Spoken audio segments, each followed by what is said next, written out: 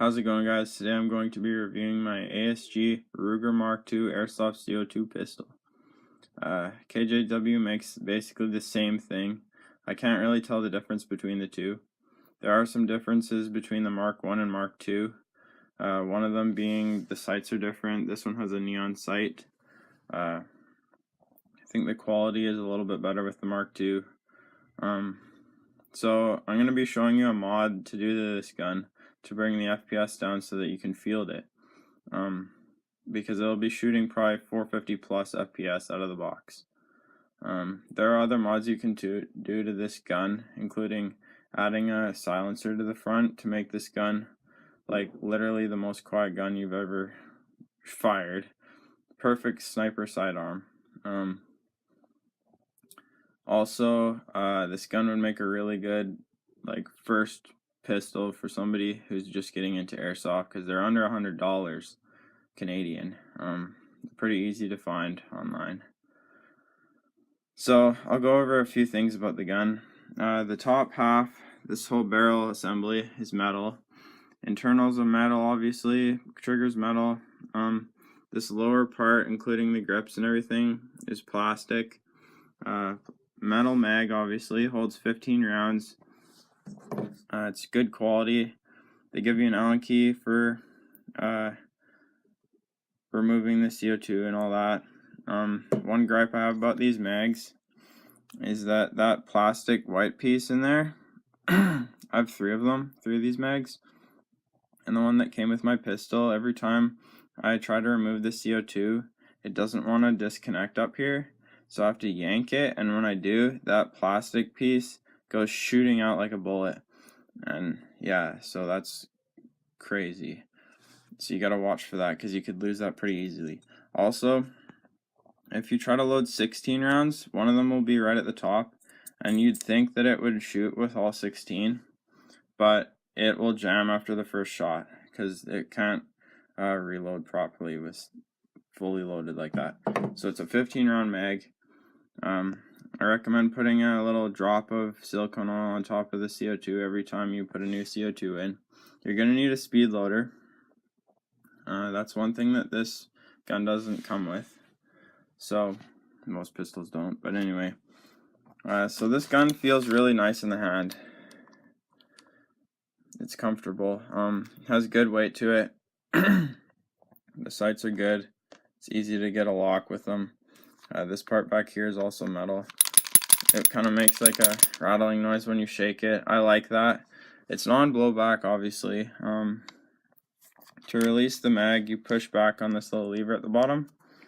I find that this gun, it doesn't drop mags while you're running. Like, you can keep a mag in it in the holster, and I haven't had it drop out. Like, with a lot of guns, I don't even like keep the mag in the pistol if I'm running with a holster, because the mag release mechanism just makes it too easy for the mag to fall out. So, but with this one, I can keep the mag inside, so that's good.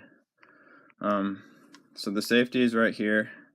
I have it on fire right now. It's actually pretty hard to put the safe on with one hand. Come on, there we go. It's on.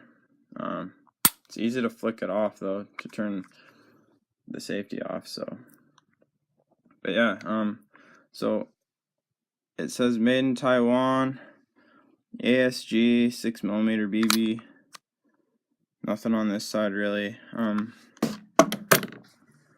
So I'm very pleased with this gun. You can get it in dual tone. I went with full black stealth. This is what you get it in. It comes with a pack of .25s. I wouldn't recommend using them though. Here's the Allen keys. The small one is for your hop up.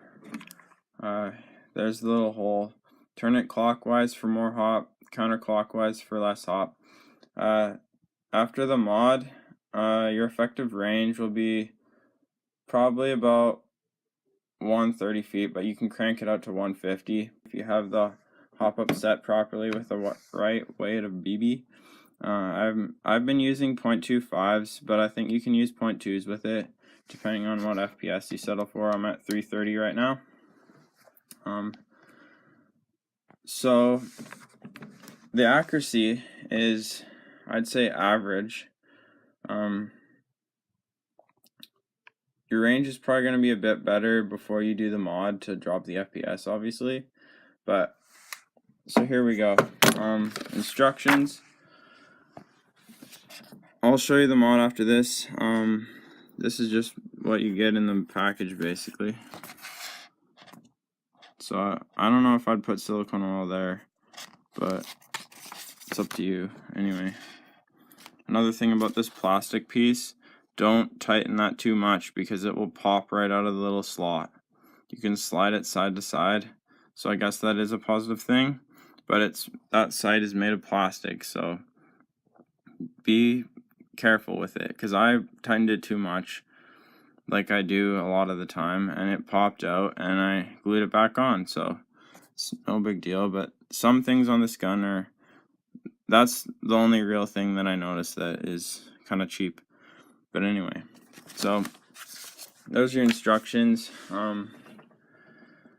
I gamed this gun at my last game day, and I got a few kills with it, and I was very happy with the performance.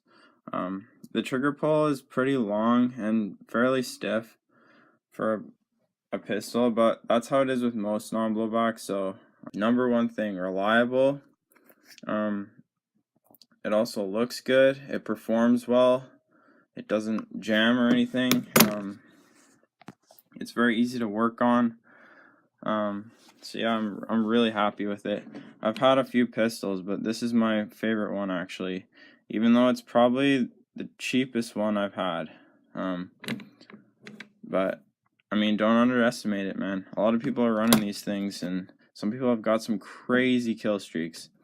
Some people have got like literally like 40 kills in a row when they have this thing with the silencer. You can't hear it, and you can just keep racking up the kills if you're at like a massive game day.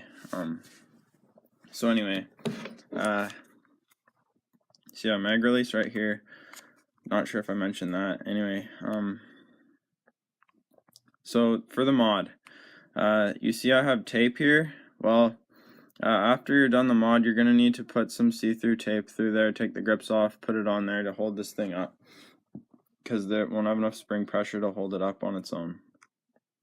But so anyway, for the mod, pull that little lever out, then pull down, and this whole little assembly thing will come right out. There's a little shaft up here that pulls out of a hole, and yeah, the whole little assembly back here pulls out, and that little lever is connected to the rest of this metal piece, and there's a pin holding it on, and you want to push that pin out with a small Allen key or a small screwdriver. Just tap it out with a hammer or whatever you can use, screwdriver. And once you have that out, there's a steel ball and a spring in there that you can pull out.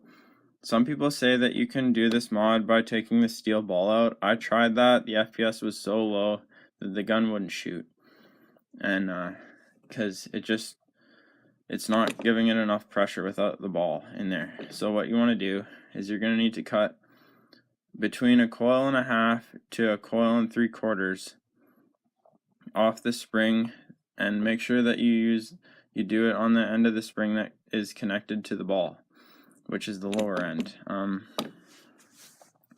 And then you'll have it under 400 FPS. So I first off started by cutting off 1.5 coils. It had me down to 415 FPS. So I cut another 1/4 coil off. That brought me all the way down to 330 suddenly. So it makes a big difference. I would recommend you do right in between what I did, and you'll probably have it at like 370. I'd say that's like the optimum FPS for this gun. At least I can CQB it at 330, I think. So it shoots fairly consistent. So if you do what I did, I'm sure you'll have a nice gameable pistol that should meet your needs on the field. And thanks for watching, guys.